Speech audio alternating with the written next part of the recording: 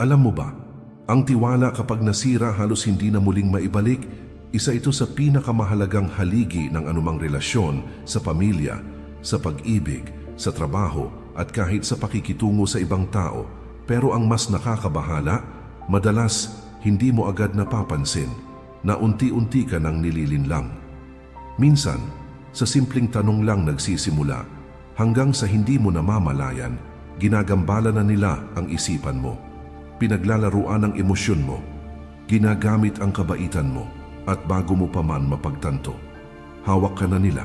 Sa video na ito, ilalantad ko ang 7 mapanlinlang na tanong na madalas ginagamit ng mga manipulador at sinungaling, mga tanong na kayang paikutin ang katotohanan at gawin kang parang alipin ng kanilang kontrol. Baka narinig mo na ito dati at baka pa nga mula ito sa taong matagal mo nang pinagkakatiwalaan. Ngunit ngayon, hindi ka na basta-basta mabibiktima dahil ang mga tanong na ito, hindi ito inosente. Hindi ito basta curious lang. Ito ay mga taktika ginagamit sa relasyon, sa opisina, at maging sa simpleng kwentuhan sa kanto. Kaya kapag narinig mo ang mga ito, maging alerto.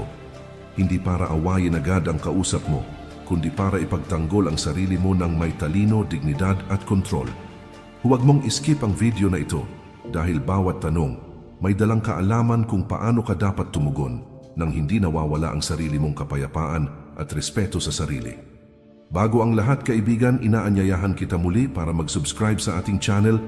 Dito marami kang matututuhan ng mga mahahalagang aral mula sa Stoic. Dito sa topic natin ngayon, malalaman mo ang mga linya na madalas ginagamit upang baliin ang tiwala mo. Habang pinaparamdam sa iyo na ikaw pa ang may kasalanan, alamin natin ang katotohanan. Tanong number 1, hindi mo ba ako pinagkakatiwalaan? Isa ito sa mga paboritong linya ng mga manipulador. 4 na simpleng salita, pero puno ng emosyonal na bitag. Hindi mo ba ako pinagkakatiwalaan? Mukha lang inosente, pero sa likod niyan, may dalang guilt, pressure, at reversal ng sitwasyon. Minsan kapag may ginawa silang kahina-hinala at nagtatanong ka ng maayos, hindi nila direktang sinasagot ang concern mo. Hindi nila nililinaw ang issue. Sa halip, ang ibabalik sa iyo, hindi mo ba ako pinagkakatiwalaan at sa isang iglap, ikaw na ang mali, ikaw na ang mapanghusga, ikaw pa ang kailangang magpaliwanag. Ito ang tawag nating emotional reversal. Ginagamit para baluktutin ang realidad, para ikaw ang mapaisip. Baka nga ako ang may problema. Baka ako ang masyadong nag-o-overthink. Baka nga may trust issues ako. At sa ganitong paraan, unti-unting nawawala ang lakas mo. Hindi mo na napapansin, pinapatahimik ka na pala. Hindi sa sigaw, kundi sa konsensya. Mga halimbawa, hindi makontak ng ilang oras ang partner mo. Nagtanong ka lang, ang sagot, grabe ka naman, hindi mo ba ako pinagkakatiwalaan? May kaibigang paulit-ulit umutang, pero hindi pa rin nagbabayad. Ayaw mo na siyang pautangin ulit. Ang sabi niya, wow, hindi mo na talaga ako pinagkakatiwalaan. Katrabaho mong lagi ng late sa deadline. Nagtanong ka lang kung matatapos niya. Ang sagot, di mo ba ako pinagkakatiwalaan na gagawin ko to? Sa lahat ng ito, walang sagot sa concern mo. Ang habol lang nila ay patahimikin ka sa pamamagitan ng guilt. Huwag kang pumatol sa guilt tripping. Kalma lang. Ang Stoic ay hindi palaban pero malinaw. Sabihin mo, ang tanong ko ay hindi tungkol sa tiwala, kundi sa paliwanag. May karapatan akong magtanong kapag may hindi malinaw. Ang tiwala ay pinapakita, hindi hinihingi. Hindi mo kailangang ipaliwanag kung bakit may duda ka. Ang taong may malinis na intensyon, hindi natatakot magpaliwanag. Pero ang taong may tinatago, sila ang unang nagtatago sa likod ng tanong na yan. Mga red flag ng manipulasyon una. Biglang taas ng boses o drama pangalawa. Iwas sa direktang sagot, 3. Paggamit ng lumang issue para ipag-guilty ka, 4. Linya na parang, ilang beses ko na bang pinatunayan ang sarili ko sa'yo? Kapag narinig mo ang mga yan, mag-ingat. Hindi ito simpleng pag-uusap. Isa itong taktika para patahimikin ka at baliwalain ang tunay mong concern. Kaya tandaan, kapag narinig mo ito, Hindi mo ba ako pinagkakatiwalaan? Ito ay hindi tanong. Isa itong pananggalang laban sa accountability, isang smokescreen ng konsensya. At ngayong alam mo na ang tunay na gamit nito, hindi mo na basta-basta palalagpasin. Tanong number 2. So ako na naman ang masama? Isa ito sa pinakamapanganib na tanong sa isang argumento, parang tanong. Pero sa totoo lang, panunumbat. Ginagamit ito hindi para hanapin ang katotohanan, kundi para gamitin ang emosyon mo laban sa'yo. Pamilyar ba ito? Nagpahayag ka ng concern. Maayos kang nagsalita, sinubukan mong maging honest. Pero ang sagot sa'yo, so, ako na naman ang masama.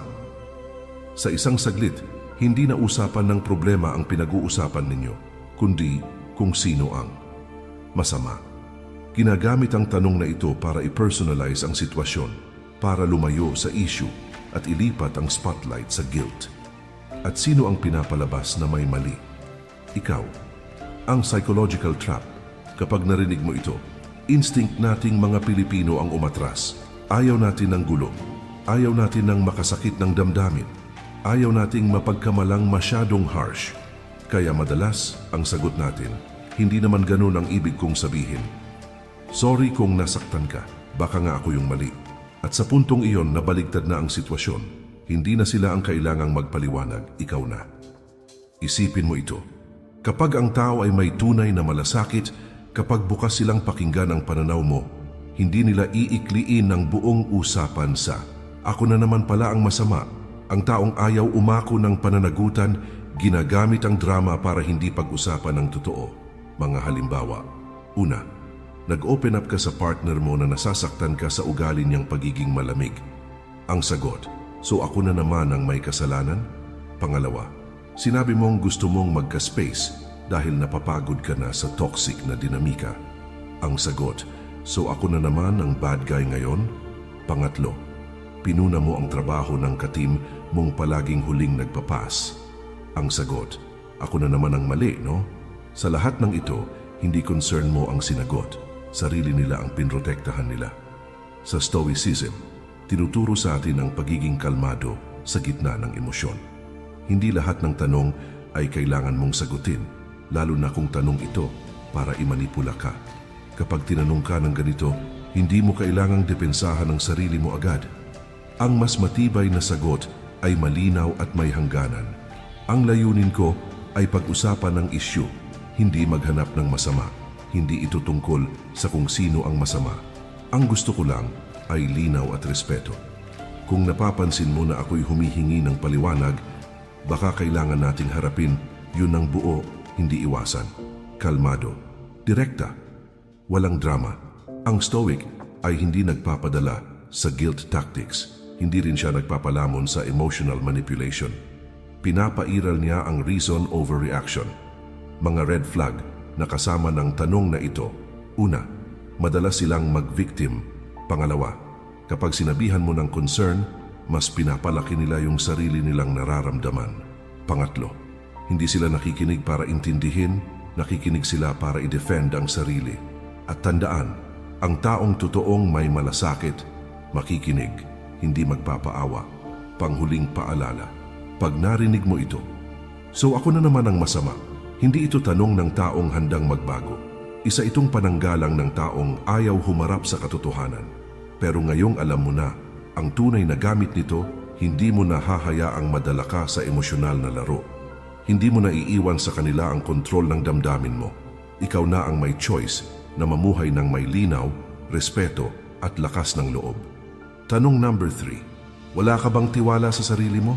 Sa unang tingin parang concern lang. Parang gusto lang nilang i-uplift ka. Pero sa ilalim ng tanong na ito, kadalasan may nakatagong motibo. Ang iparamdam sa iyo na ang problema ay nasa loob mo. Isang emotional redirection ito. Ginagamit ng mga manipulador para mailayo ang usapan sa kanila at mapilitan kang ikompromiso ang sariling boundaries. Paano ito gumagana? Nagtanong ka, nag-doubt ka, nagpakita ka ng pag-iingat, at bigla nilang ibabalik sa iyo ang tanong na ito. Wala ka bang tiwala sa sarili mo? Ang ibig sabihin nila sa likod niyan, kaya ka nagdududa sa akin kasi mahina ka. Hindi mo ako kayang pagkatiwalaan kasi may problema ka sa sarili mo. Ito ay isang panlilinlang na pinalamutian ng motivational na tunog.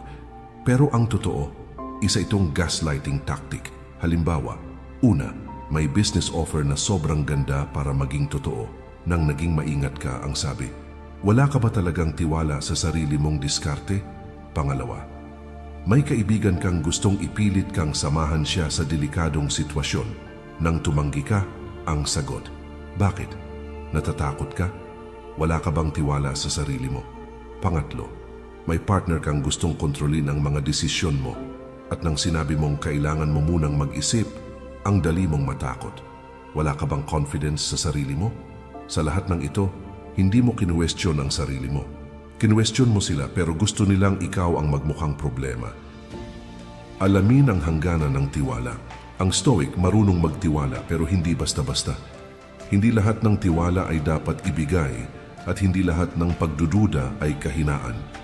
Minsan, ang pagdududa ay anyo ng karunungan, ang pag-iingat ng respeto sa sarili. Kapag pinaparamdam sa iyo na ang pag-iingat mo ay kabiguan, na ang tanong mo ay tanda ng kahinaan, alalahanin mo, ang pagtatanong ay hindi laging kawalan ng tiwala. Minsan, ito ang tunay na anyo ng katalinuhan. Paano tumugon sa tanong na ito? Kung tanungin ka ng wala ka bang tiwala sa sarili mo? Pwede mong sagutin ng kalmado, diretso at may dignidad. May tiwala ako sa sarili ko, kaya nga ako nagtatanong. Dahil alam ko ang halaga ng tamang desisyon. Tiwala sa sarili ang nagtutulak sa akin para magtanong, hindi takot. Ang Stoic ay hindi nagpapasilaw sa pressure. Hindi siya nagpapadala sa pilit na motivation na may halong manipulasyon. Kalmado siyang tumitindig sa gitna ng emosyonal na ingay. Mga red flag ng tanong na ito. Una, ginagamit para patahimikin ka kapag nagpakita ka ng pag-aalinlangan. Pangalawa, madalas kasama ng mga too good to be true na alok o sitwasyon. Pangatlo, isinasabay sa pagmamaliit sa iyo kapag hindi ka sumang-ayon. Pang-apat, ginagamit upang i-frame na ang pagiging maingat mo ay insecurity. Ngayon, kilala mo na ang tanong na ito. Hindi mo na ito tatanggapin bilang insulto.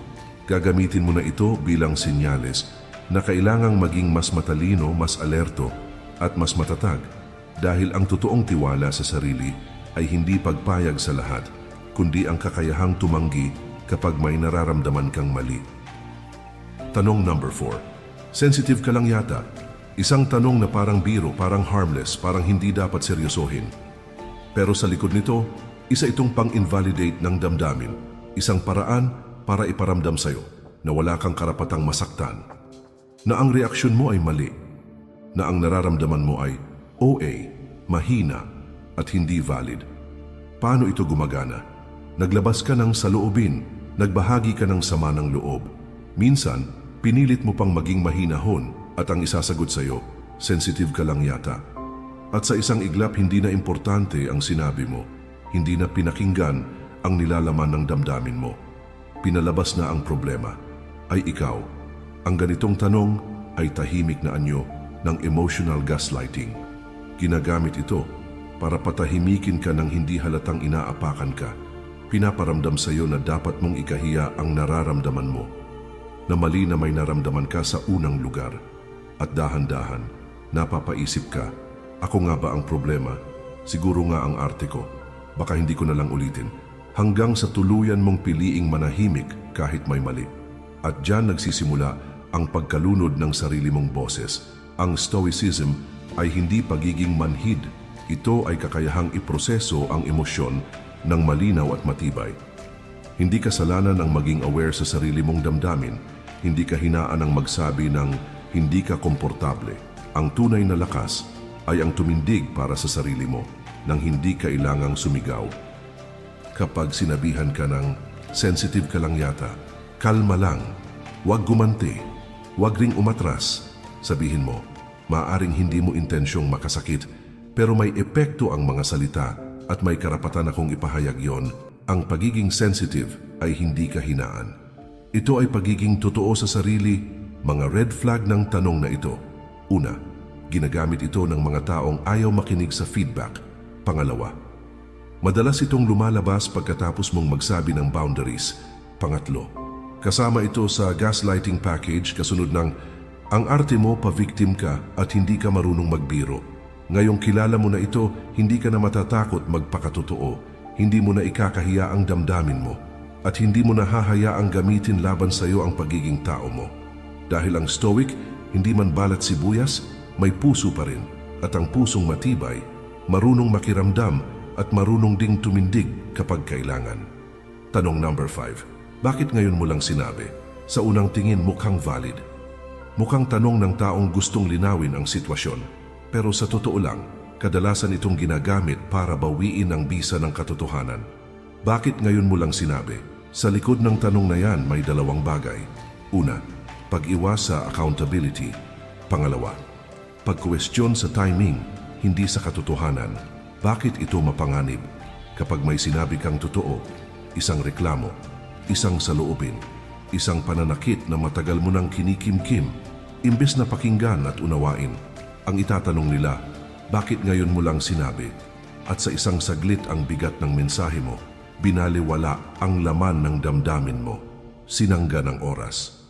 Sa Stoicism, hindi sukatan ng katotohanan ng timing. Ang mahalaga ay totoo pa rin ito. Ang katotohanang huli ng nasabi ay mas mabuti kaysa sa katahimikang walang hanggan. Mas mainam ang magsalita sa huli kaysa tuluyang manahimik habang nabubulok ang loob mo. Kaya kapag narinig mo ang bakit ngayon mo lang sinabi, tumindig ka, kalmado, at may lakas ng loob.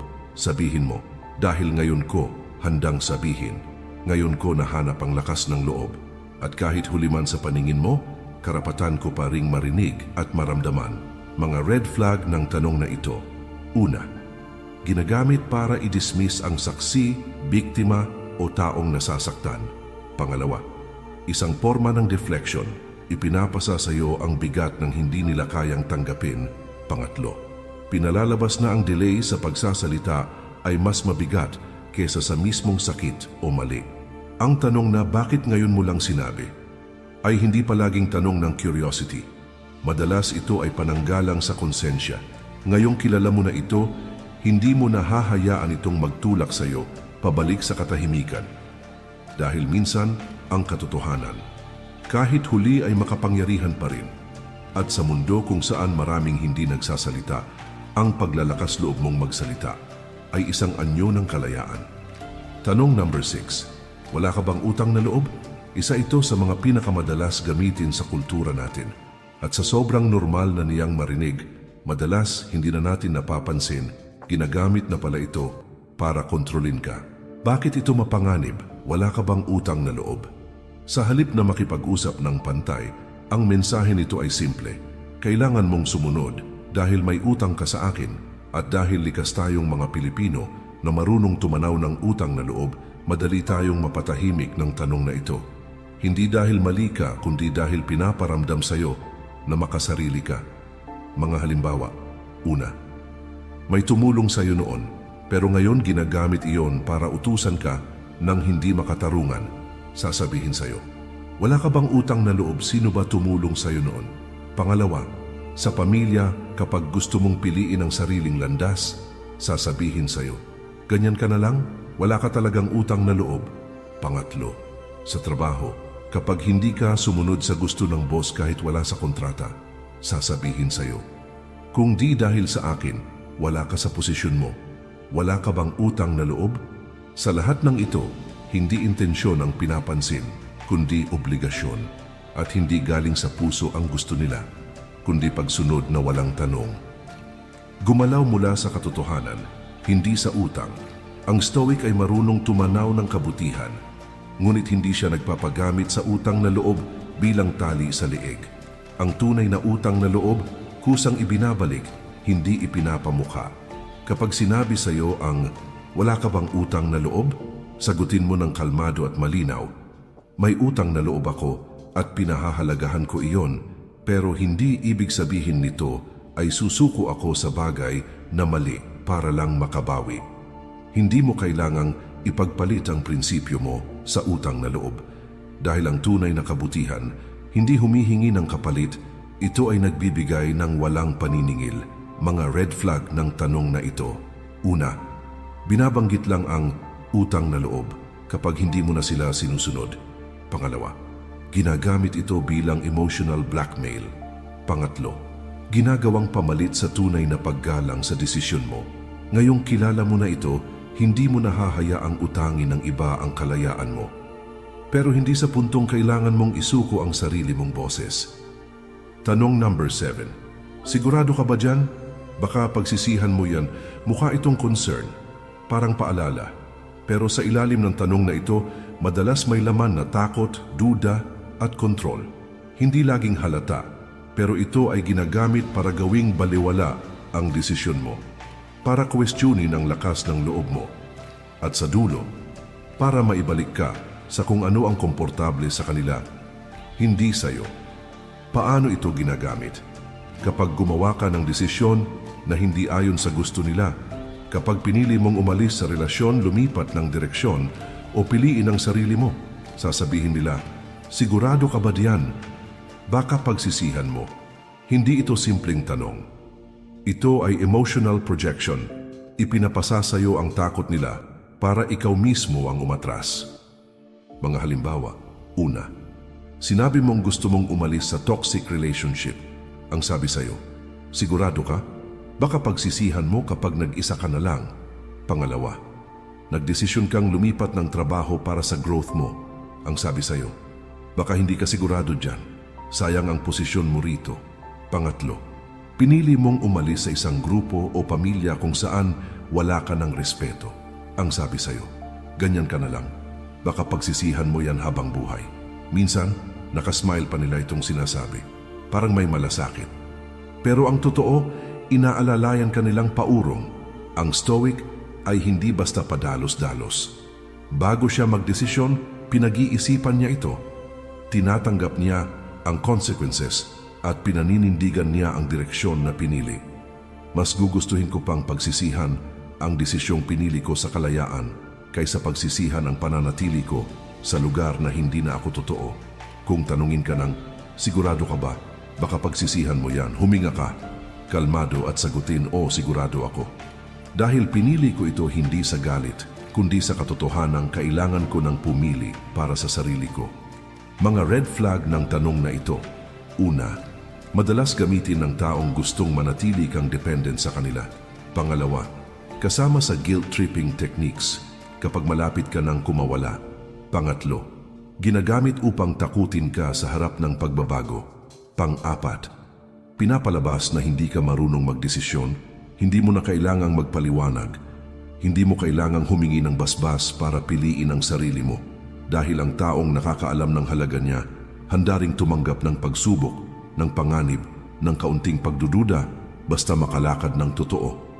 At ito ang mga 7 tanong na ginagamit, hindi para umunawa, kundi para manipulahin. Pero ngayong nabigyan mo na sila ng pangalan at kahulugan, hindi ka na basta-basta matitinag. Dahil ang stoic, hindi siya kontrolado ng tanong ng iba, kontrolado niya ang sagot niya. At doon nagsisimula ang tunay na kapayapaan.